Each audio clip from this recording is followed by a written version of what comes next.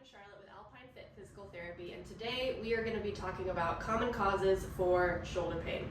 So we're going to focus in on our glenohumeral joint and our AC joint today.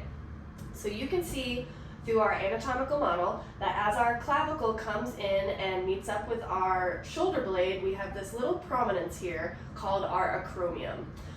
This under here is our humeral head, and there should be a little bit of space between the acromion and the humeral head. This is called our subacromial space.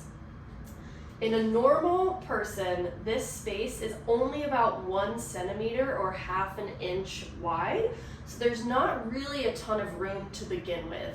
And why that's important is our subacromial space houses several important structures in our shoulder. Our bicep tendon comes up and sits and comes across in this space.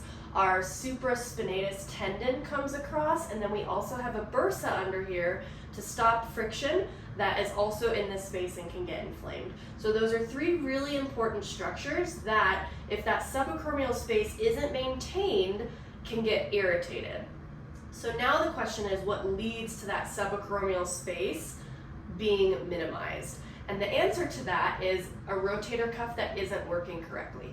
Your rotator cuff is made up of 4 muscles, and the rotator cuff's main job is to basically make sure that this humeral head stays where it's supposed to be as we come overhead.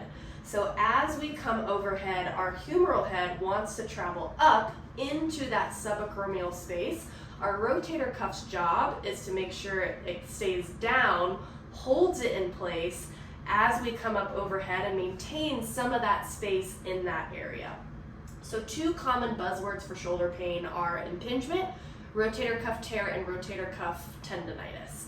So a lot of times what leads to all of those is that rotator cuff not working correctly, that humeral head coming up into that subacromial space. You're then irritating that bursa and that supraspinatus tendon, which is impingement. And then also you're going to get some irritation of the rotator cuff tendons if that rotator cuff isn't working correctly, which is going to lead to rotator cuff tendonitis, tendinosis, and potentially some tears as well from overuse.